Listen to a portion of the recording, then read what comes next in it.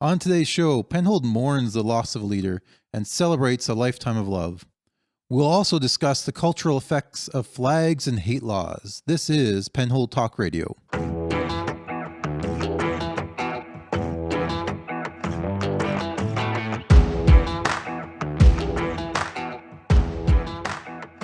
And welcome, and thank you for sharing your time with us. My name is Brian Constantine. I am here with my co-host, Michael Rowland. Hello, hello. So let's start with a little Penhold news, shall we? As probably many of you are aware, in this last week, there was a resignation of our MLA, Devin Dreeshen.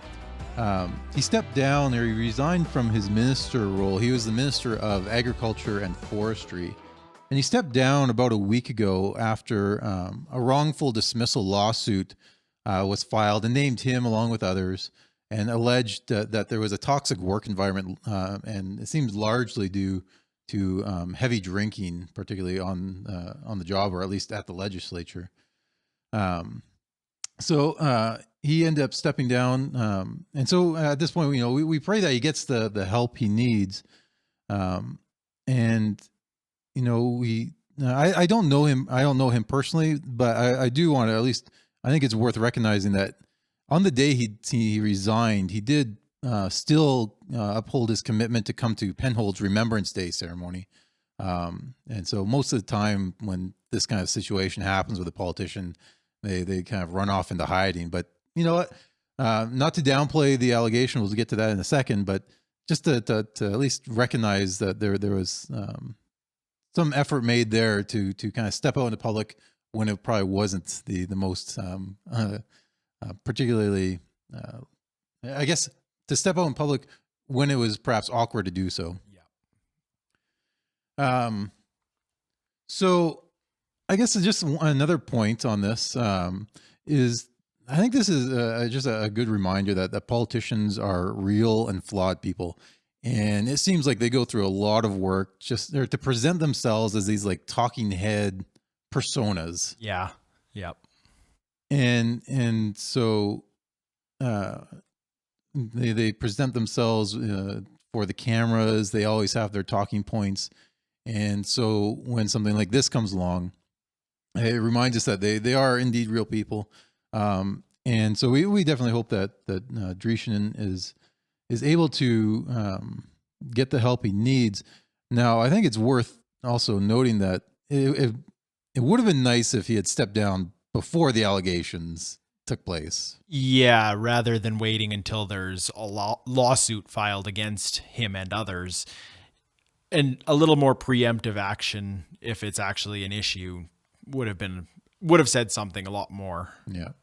Yeah, it's almost like they have to defend the persona, because even when the allegations first came out, his first instinct was to deny it, or at least kind of pass it off as everyone kind of drinks and social, like you have social drinking, and no doubt that happens, but it seems like this goes beyond that, and so as much as we I think it's good that he stepped down, and you hope that if necessary, if necessary. I think he needs to step down from the MLA role. If this is a big deal, let's go all the way with it and help make sure you're well enough to govern. You are in a very consequential position and something that you really need to be focused on. Yeah, I think that's my biggest concern is if it's worth stepping down from the Minister of Agriculture and Forestry position, then he really is probably not in a position to continue as MLA until he's gotten that help. If our MLA has a drinking problem, then somebody else needs to step up and take on that role. Yeah. In other news as well, around Penhold, sadly we have to. It was announced that Fire Chief Jim Pendergast passed away this last week. The Penhold Volunteer Fire Department Facebook made the announcement. He has been chief here for since 2009. Honestly, I was surprised that it hadn't been longer. He felt like a very much of a mainstay here. Yeah.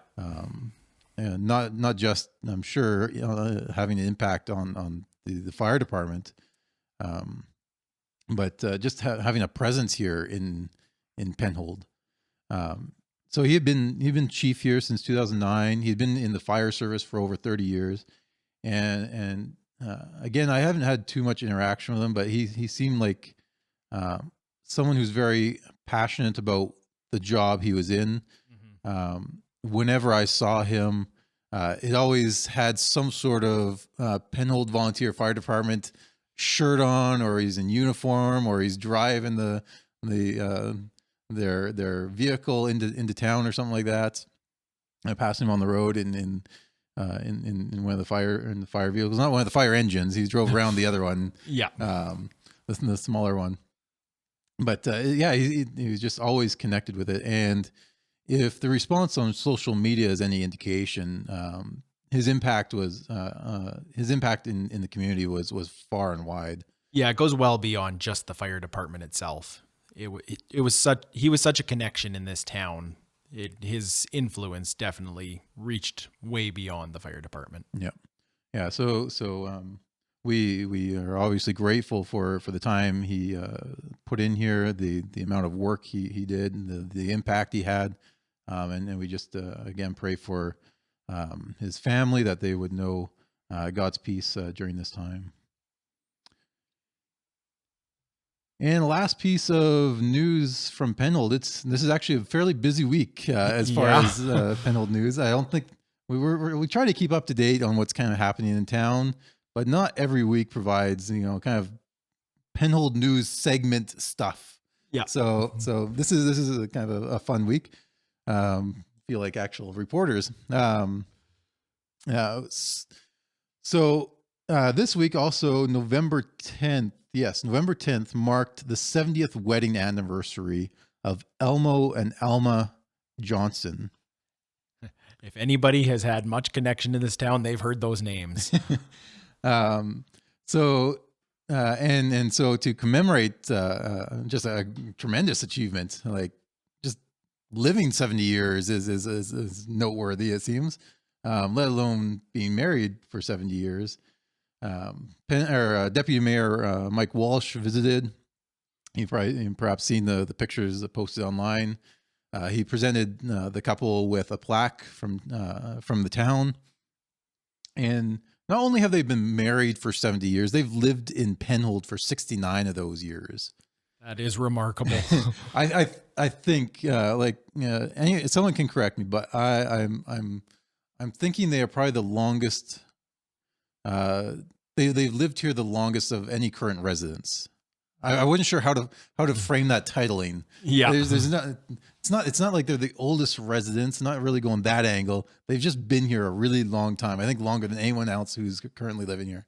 Again, I'm open to being corrected, but 69 seems like it's pretty high up on the leaderboard. Mm-hmm. So they moved to Penhold in 52. The town Facebook post mentioned that at that time there's 174 people here. Right now we're currently over 3,500. So in those 69 years, population has grown 20-fold. The changes they would have seen. Yeah, like think about this. They have been here over half the lifetime of Penhold itself. Yeah. So yeah, remarkable. Another post on Facebook noted that they actually raised their 5 children in the old Penhold railway station. Not. I don't think it's the scissor house now. I think it's referring to the old one that was on the other side. Yeah, of the tracks. The original one. And so just this is just to have some fun with this. Just to give you some context of what was going on in 1952. So 69 years ago. In Canada, or at least in Alberta, the premier was Ernest C. Manning, who was in the middle of his remarkable 25-year run as premier of Alberta. Louis St. Laurent was in his 4th year as prime minister of Canada. Excuse my French. Harry S. Truman was president. We have An American in Paris won the Oscar that year, and if you're into musicals, definitely go check that one out. I've recently watched that one for the first time, and if you are a Gene Kelly fan, and who isn't, then you have to go watch that one. And you might know him more from Singing in the Rain. That's where he's from. And yeah, he's that one is worth the watch. Go watch An American in Paris. Perhaps just in honor of being the 69 years that the Johnsons have been Penhold. The top show in 1952, I Love Lucy. Oh man, They were just in their second season. It's still a top show already, but only the second season of I Love Lucy. And then, as far as books, Voyage of the Dawn Treader, The Chronicles of Narnia, and this one's a little surprising. Charlotte's Web. To me, I always imagine that as an older book. Like that was one that I remember reading in elementary school, and just imagining that was an old book.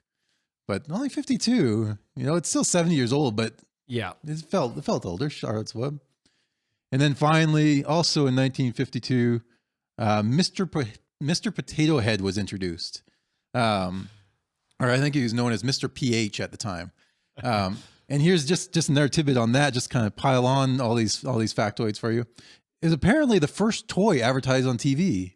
Really? That's I'll have the source up on penholdtalk.ca. You can go check it out. But in the research, it showed that it was the first toy advertised on TV. I didn't look to see when TV came out. But yeah, that's the case. That's the information that came by. So, interesting. Yeah. So congratulations again to Mr. and Mrs. Johnson. 7 years, a remarkable achievement. And we hope for many, many more years to go. So on to our kind of main topics that we want to talk about today. And so last episode, we kind of ran through 6 different aspects of culture. Bonus points if you remember them before I repeat them here. The first one is artifacts. This is kind of the stuff and the ideas that are kind of introduced into a culture or into a group of people. We have the institutions. These are kind of the organizations that are part of a culture or society. Practices. These are kind of the traditional activities or behaviors that are expected. Beliefs. These are the ideas, the values that they're kind of held in common. We have the mood or style. You can almost think of this like the personality or the characteristics of the culture at large. This is, again, kind of think of it as liberal versus conservative kind of leanings a culture might have.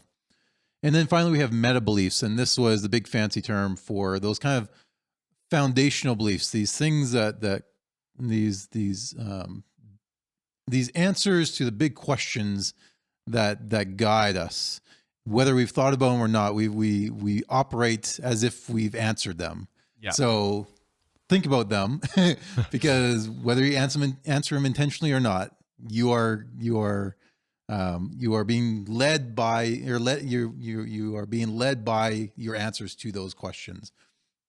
And so we're going to look at a couple of stories related, and just apply these different aspects to these stories to kind of help us become more culturally literate. It's perhaps easy to kind of compare cultures that are radically different, say American with Asian culture or something like that. Even Canadian and American culture, you can distinguish. Or you can distinguish cultures over time. The cultures and the cultures of say 1950 Canada or 1900s Canada is different than today. So those are easy, I think, to distinguish. The harder part, though, I think, is often trying to assess where culture is changing in the moment.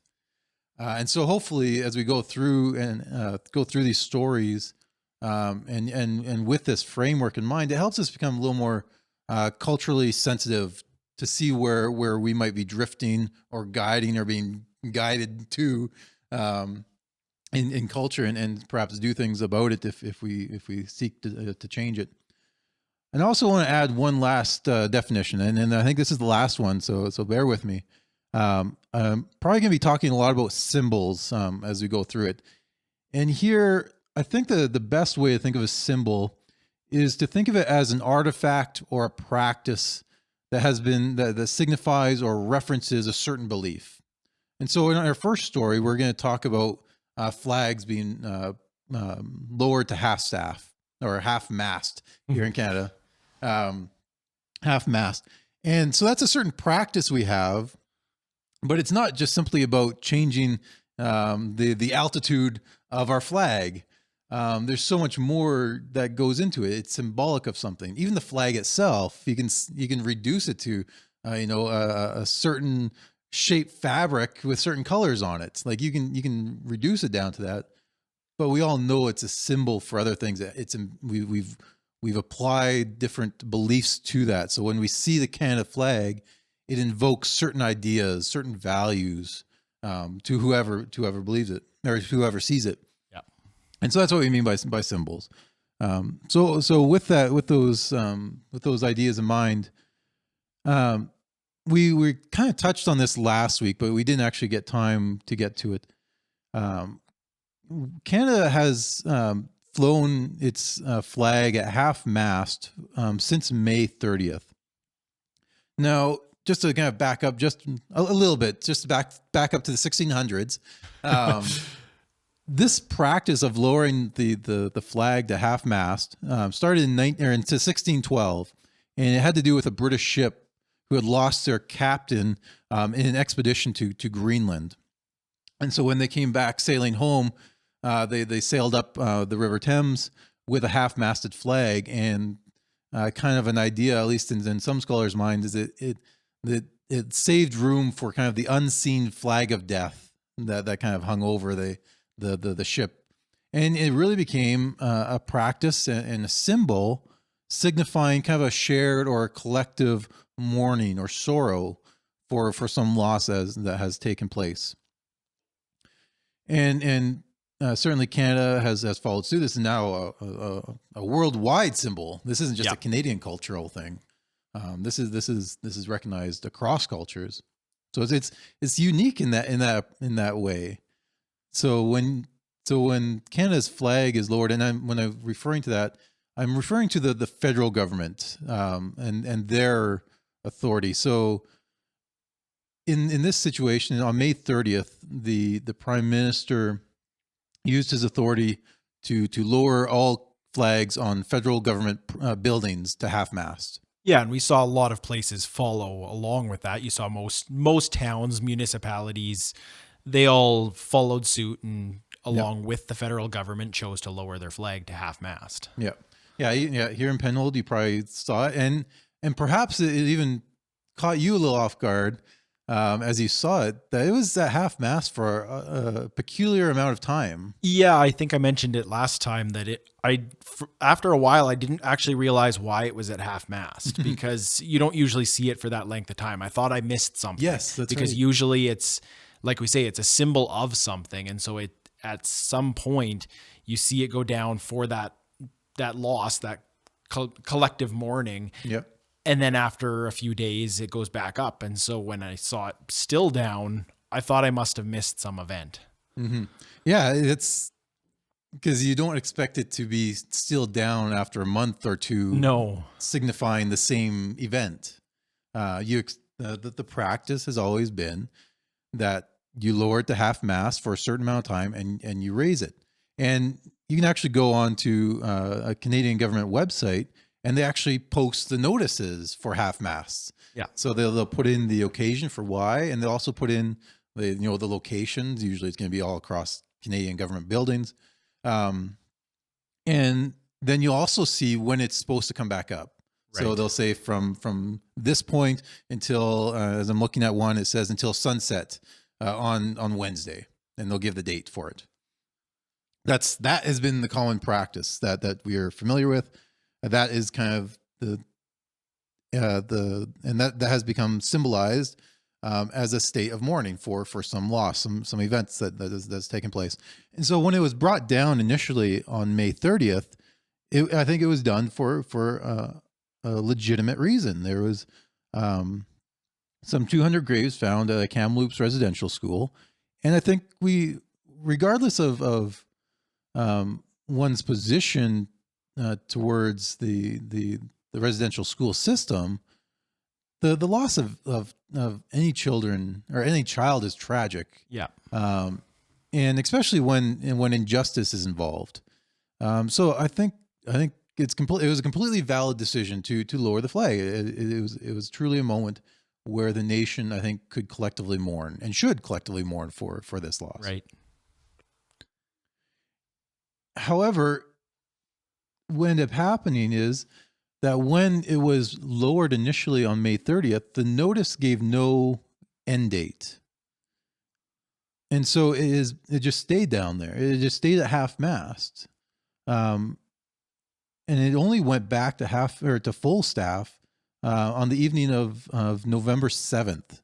So it has been down for it was over 5 months. I think, if I remember, I did the math last week. I think it was over 5 months. And it was all down. It was down for the same reason, or at least that's what you were thought or meant to believe. Now, the problem with this kind of semi-permanent lowering of half-mast is I think it changes what people believe it was meant to symbolize. Right. It is meant to symbolize this sense of mourning over some loss. But there's also, I think, part of it has to be that the flag goes back up. So that's part of the practice. Like, it's not just the lowering, it's the raising of it. Yeah. That's a key component of it. Because just as much as a flag at half-mast has symbolic meaning, so does a flag at full mast have meaning. Right. And that can't be overlooked, because it ends up altering the cultural view of that flag. And again, the flag itself is a symbol for the nation and its values.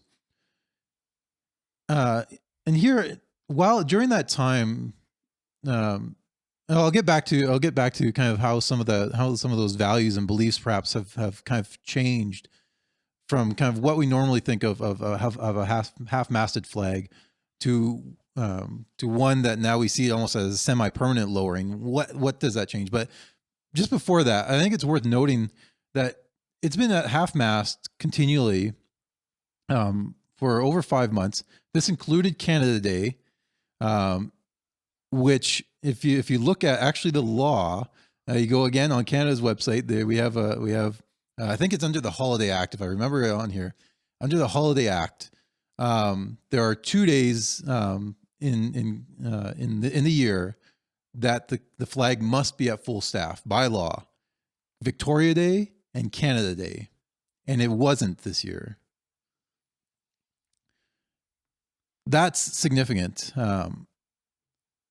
Now, in addition to that, while it's been at half staff, there have actually been the Canadian government has continued to issue half-mast notices. So these are notices, again, like I said before, where the government of Canada tells you why the flag is going to be put down at half-mast and when it's going to be raised again. So over that time, over those 5 months, there's actually been 8 of these half-mast notices put out. And I wasn't aware of any of these because you don't see the symbol of the flag going from full staff or full mast down to half-mast. Yeah, it ends up,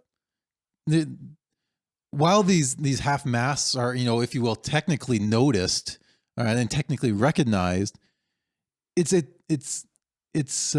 loses all of its cultural meaning. Like, you just can't say, okay, let's lower the flag to half-mast.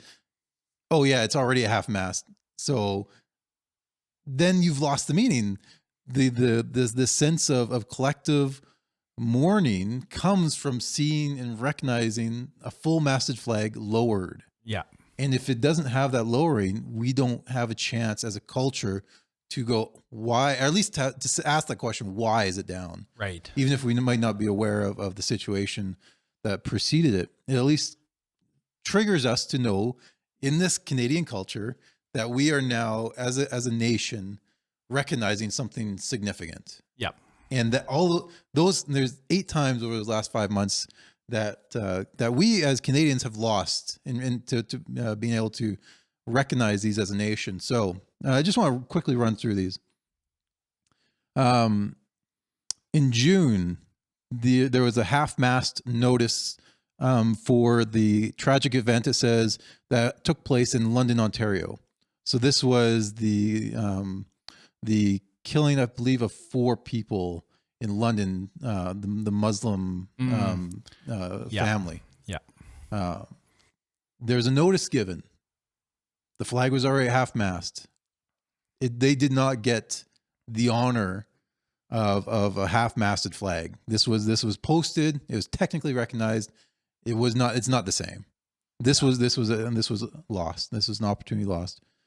Again in June, it should have been lowered for the National Day of Remembrance for the Victims of Terrorism. That was lost. In August, there was a death of a member of a politician, the Honorable Bill Davis. In August, should have been at half-mast for that. In September, should have been at half-mast for Firefighters National Memorial Day. You would think that the nation might want to recognize that, and yet again, opportunity missed. Another one from September for a memorial service for deceased parliamentarians. Another time that was lost. September again, police and peace officers National Memorial Day. So it's kind of the parallel to the fire department. Yeah.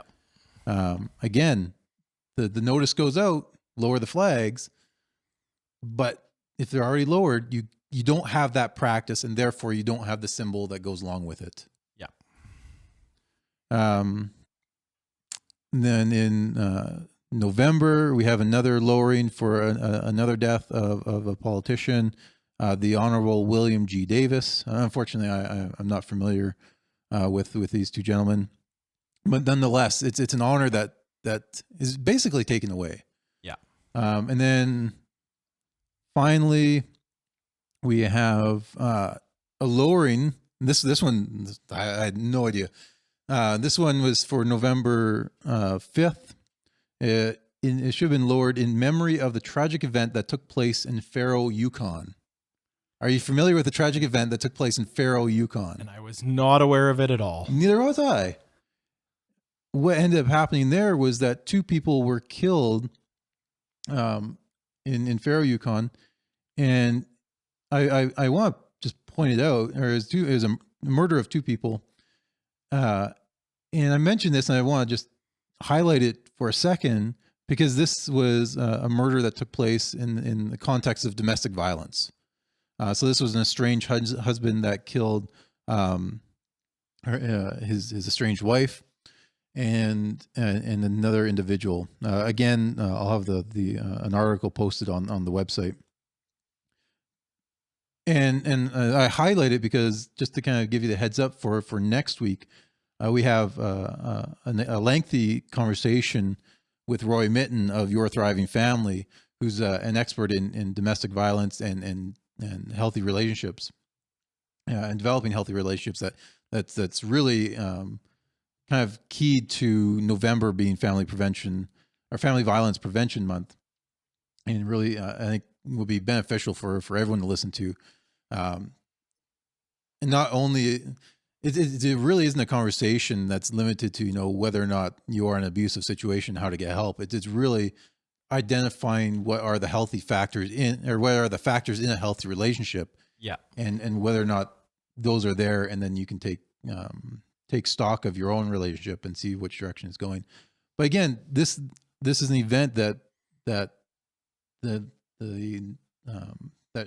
had the honor of having the national flag lowered for it, that perhaps more people would have known or recognized it, particularly in November. Yes. being just on topic with this, and yet because it was already at half-mast, this goes unnoticed. Um, and so yeah, sadly, that was the consequence of such or basically the semi-permanent half-masting of the flag, that we lost the opportunity to honor all these other losses, lives that really deserved it. Police officers, fire departments, the politicians, tragic deaths. These are all worthy causes for lowering at half-mast, and should have been, but unfortunately, the flag remained at half-mast for the last 5 months, preventing the culture from experiencing the symbolism of such an act. Mm-hmm. All right, now going back to kind of what does it change in culture when a national flag is constantly lowered particularly for this length of time. I think it loses its symbolic meaning, or at least its original symbolic meaning of kind of this noting of collective sorrow, and especially when you don't raise it up. I think this is where the real change comes in. We've only done half the practice. Yeah, the symbol goes beyond the lowering. The raising is significant too. Yeah, it's a sign of moving forward. Mm-hmm.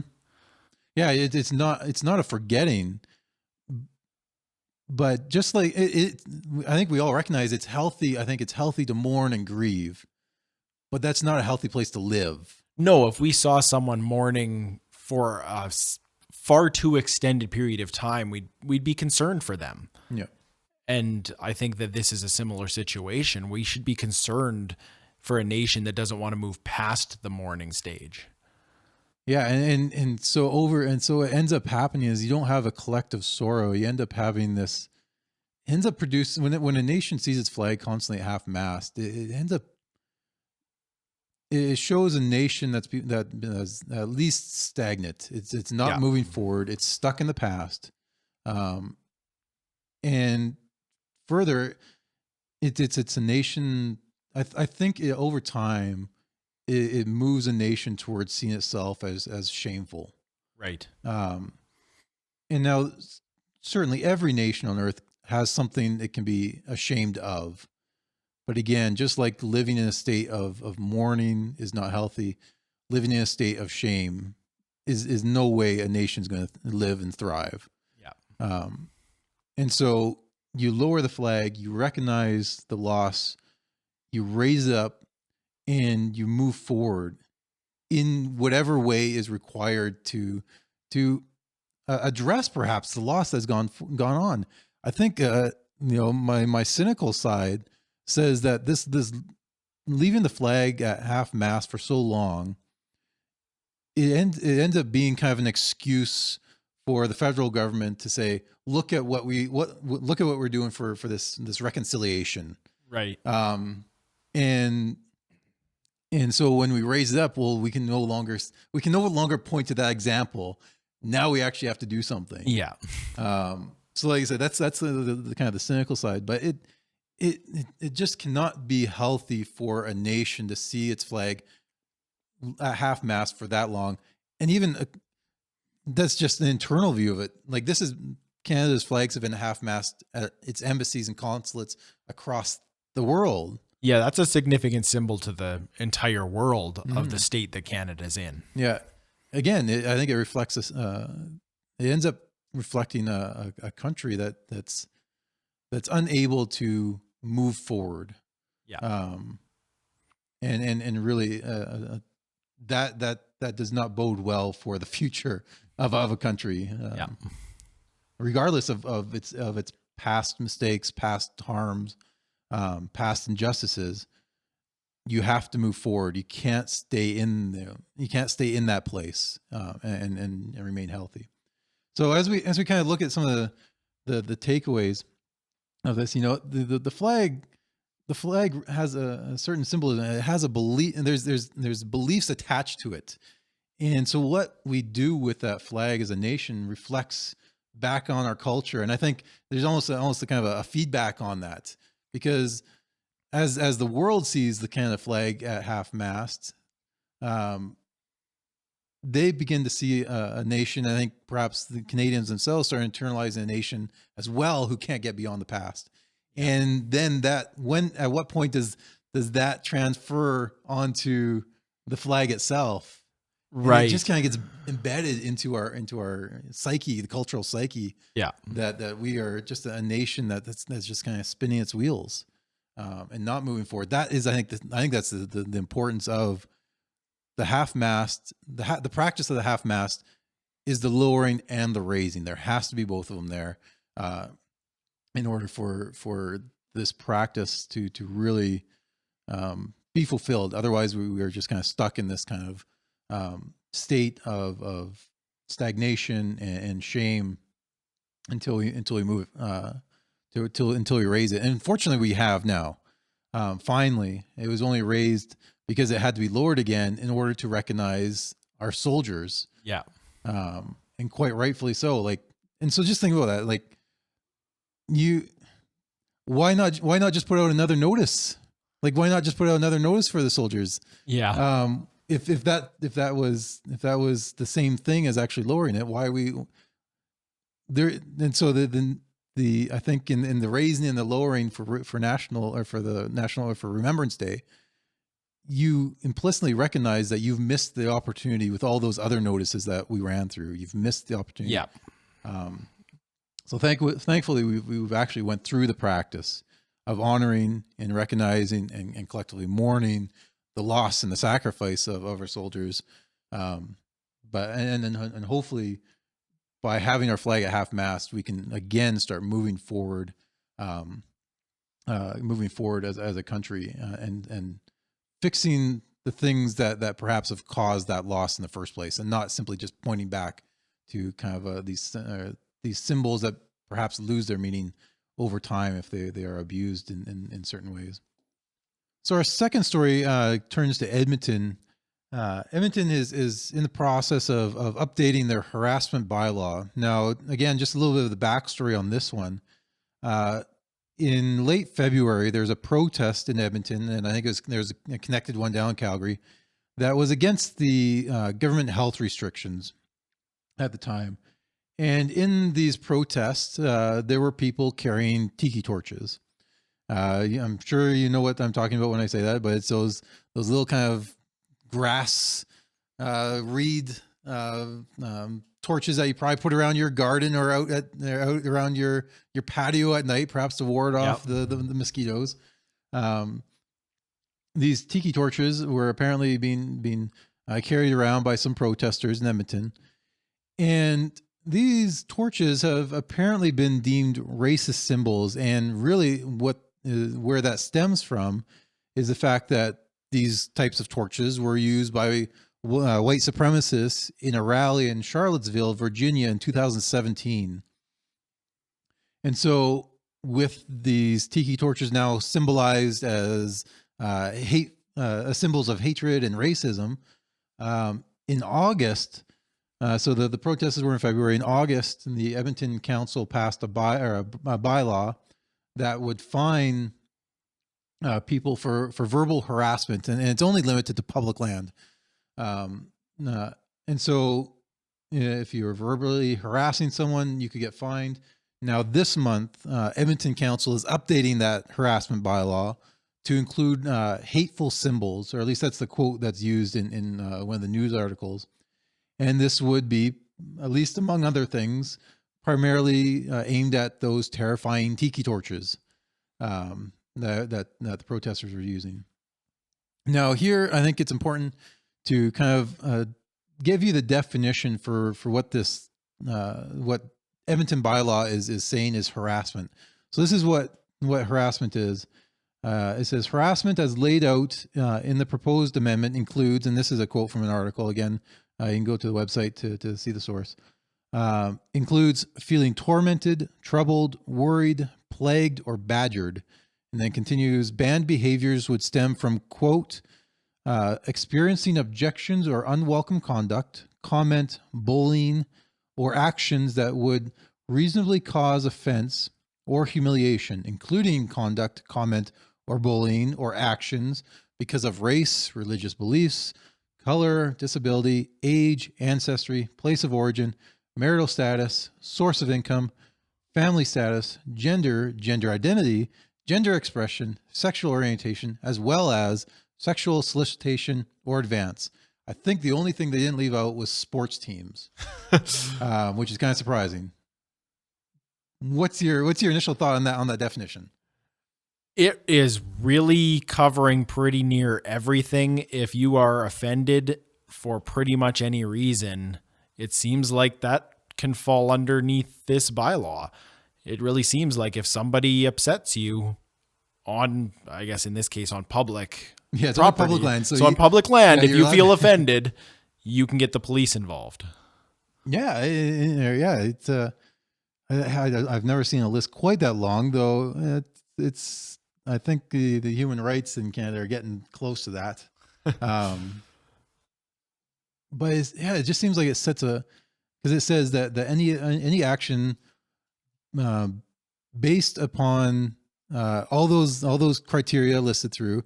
So it says any comment based on any unwelcome conduct, comment, bullying, or actions that could reasonably cause offense or humiliation.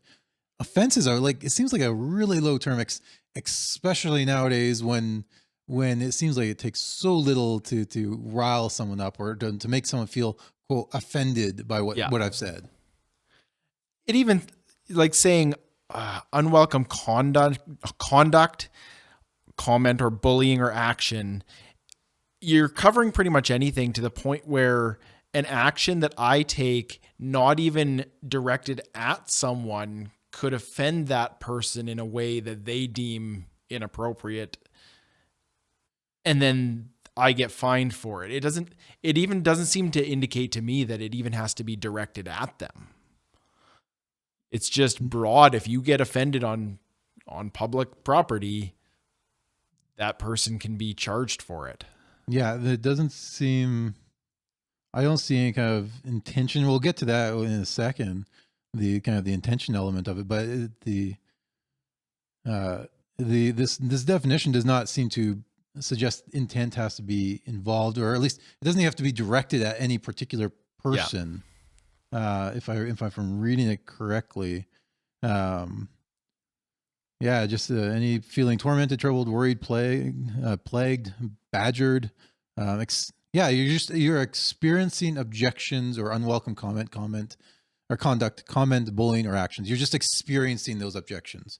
And so wherever that experience is emerging from, wherever that experience might be directed to, if you are in that vicinity of this harassing action, you seem to have a case here.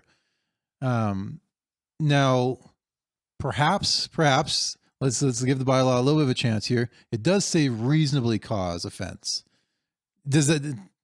So it's there has to be some sanity, I guess, in applying this. So you just can't be walking by some guy with a billboard sign that you find offensive, and therefore would that consider harassment under this? Is that reasonable? So maybe is it reasonable for someone to be fined as harassing if they're walking around with a tiki torch? I wouldn't find that reasonable, but who determines reasonable? That used to be a significant word. Yeah, but now it's I'm finding it less and less so. Yeah, especially when you look at some of the article or some of the comments that I found in some of these news articles. You have a member of Calgary's Black Lives Matter. They're quoted as saying, when I see that, referring to these tiki torches, when I see that, I think KKK groups, as far as black people know, mean death. We can't go back to the 1800s. Is that the reasonable approach that this bylaw is taking? Or if you think that's a little bit off on the side of things, or kind of on the fringe of perspectives, consider this a tweet on March 2nd. So this is about a week after these protests that included tiki torches. And here, before I even get to that quote, just to give them again the best chance possible, there were apparently reports that some notable supremacist groups were in there. I forget their names. I don't even want to name them. But when you come across their names, you know them. They have at least some name recognition. So there were at least two groups that took part in the protest.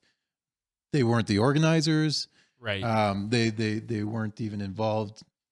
They weren't the main part of it. They were groups that kind of attached themselves to it. And as far as the articles I've read, it can't even be said that the members of these groups were the tiki torch carriers. Right. It was just a group that were carrying tiki torches. So let's like I said, make the best case possible. So you have a group that are protesting the government restrictions that are taking place, and members of supremacist groups bring themselves into the protest. Who brought the tiki torches? Who is carrying them? Is not entirely clear. All I know is that from the articles, no one alleges that these hate groups were the instigators of tiki torches or the carrying of these torches.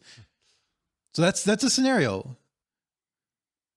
So on March 2nd, a week after this protest, on the official Edmonton Police Twitter account, it has this.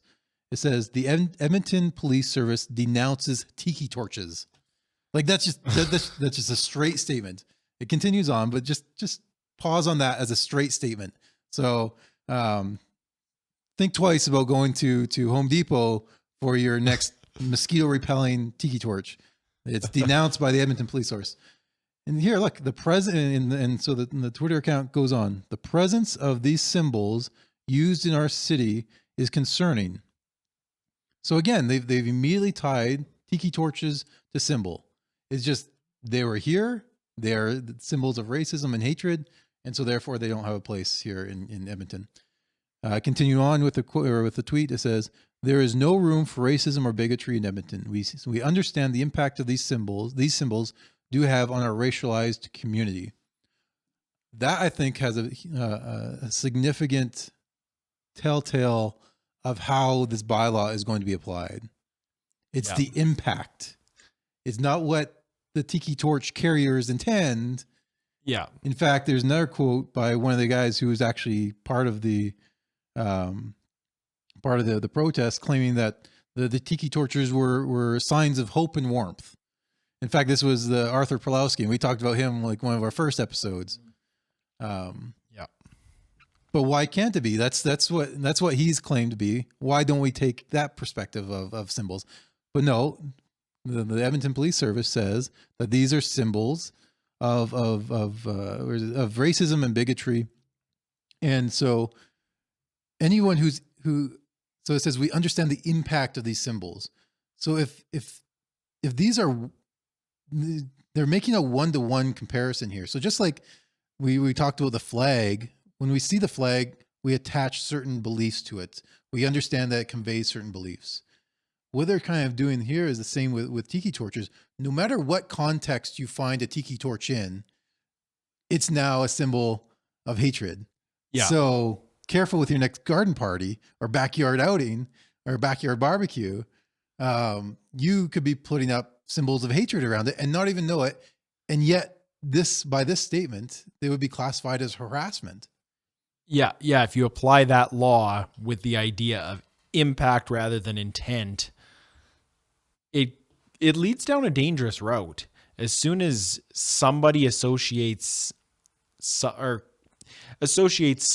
item or some action with hatred or with a harassment, it doesn't matter what the intent is behind it. Mm-hmm. You're going to have a negative impact on somebody and you are now harassing them. Yeah. Yeah. And so, like wherever the Canadian flag is, it kind of bears the the values that are kind of imbued into it. And so wherever you find a tiki torch, given this logic, it has at least the capacity, if we're being kind, it has the capacity to offend someone wherever it might be. And that would qualify under this new bylaw as harassment.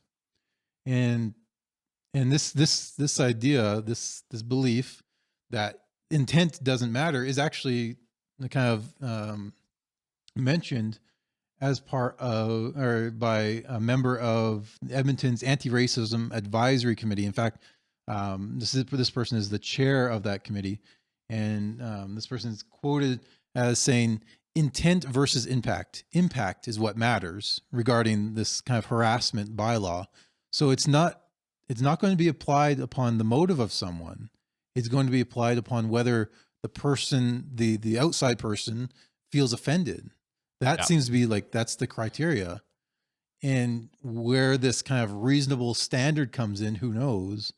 But that doesn't seem like much of a safety net. It seems like it's more about whether a person feels threatened or harassed or tormented, troubled, worried. Even worried is on there. Plagued, badgered by a tiki torch or any other symbol that might be grouped into this category regarding this bylaw. So just kind of apply this to our cultural framework here. We have an artifact here. It's a tiki torch. So by itself, it's a tiki torch. Like, there's nothing special about it. It does what it does. It provides a little bit of fire, a little bit of light, and perhaps if you put some citronella in there, it'll take care of the mosquitoes for you.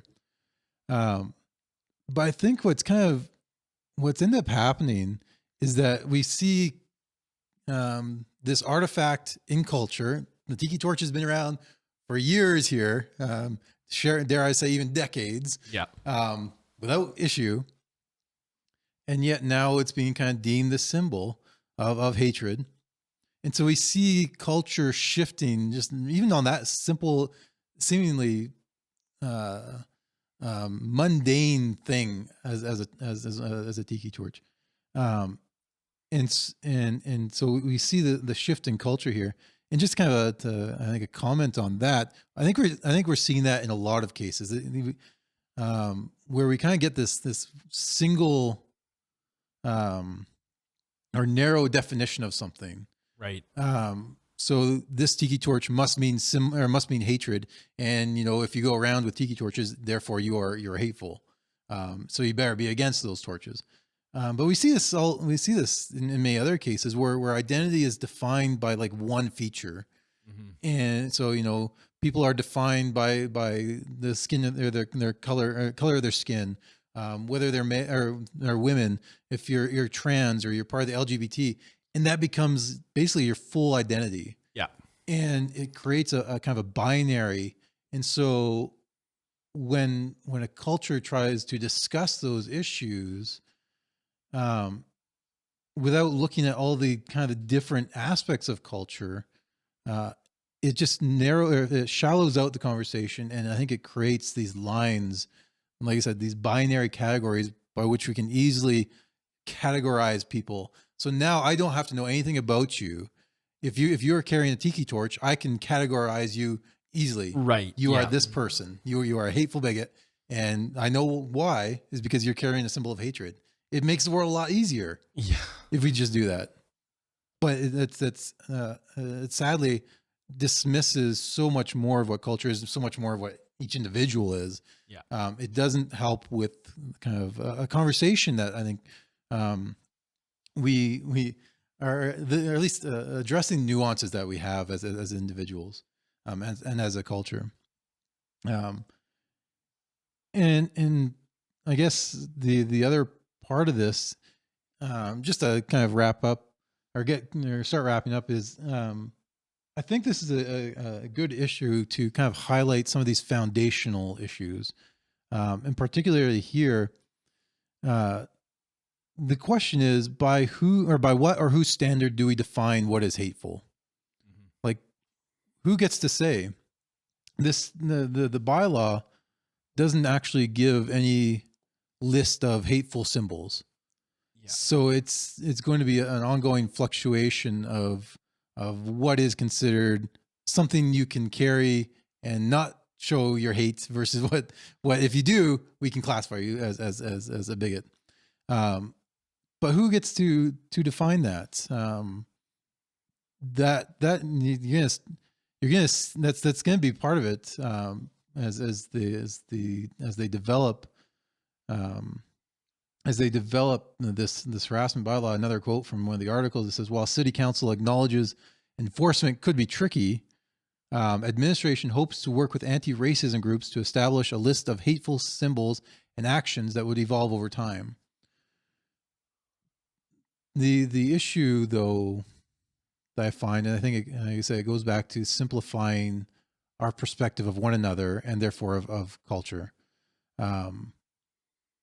You're going to be able to put together a list of hateful symbols, and I'm not saying there isn't any way of saying, you know, someone who's flying the swastika, for crying out loud. I think we can make a clear definition there. Yeah. But there we have, I think, kind of a cultural consensus on that. We have had that, if you will, conversation over that. But and then that's almost like more of like a flag has that symbol to it. But when so many other things are kind of are grouped together that just don't have that connection, that cultural consensus, you end up creating cultural divides. You end up creating division where it's not required, and you end up simplifying people down into these binary categories that just will not be beneficial to the direction of society and where a culture is going. So, and I hopefully these articles, I think, are helpful in the sense of trying to see where some of these shifts have are happening even now, and as perhaps you've noticed, these both kind of pivot on artifacts that have become symbols, and so they have certain beliefs in them. And as a result, when we change that, or when we give new beliefs or symbolize something, that's a sign of a direction that the culture might be shifting. Yeah. So, you know, 5 years ago, you walk out of Home Depot with a tiki torch, you don't think twice. Yeah. But now you have to be, and perhaps you will be thinkful or thoughtful, or at least aware of that this is not just a mosquito repellent. This could be perceived as something else. Yeah. And that's a significant change in culture. And then who knows how far down the line that goes? What is defined as hateful versus not, especially when something is not intrinsically connected that way. And so we'll keep using this kind of these parameters, these looking at artifacts, institutions, practices, beliefs, mood, and these meta beliefs. We'll use that framework and hopefully develop kind of a common language and a common framework to kind of assess and kind of be more aware observers of culture and perhaps where it's going. If you've stuck around to this long, thank you for joining us. Perhaps this has been a little bit more of a intense conversation than in the past, but I hopefully you got something from it. Hopefully it stirred something. Hopefully you can add to the conversation, throw a comment in, get in touch with us in some way. This is kind of the goal of having this podcast is to facilitate this conversation, perhaps in ways that might not be so easy otherwise. But we're happy to be the instigators, I think, in many of these conversations. At least I'll speak for myself. Michael, who knows? I'll tag along. You'll tag along. Okay. But thank you for coming along with us. Thank you for watching or listening. My name is Brian Constantine. And I'm Michael Rowland. And this has been Penhold Talk Radio.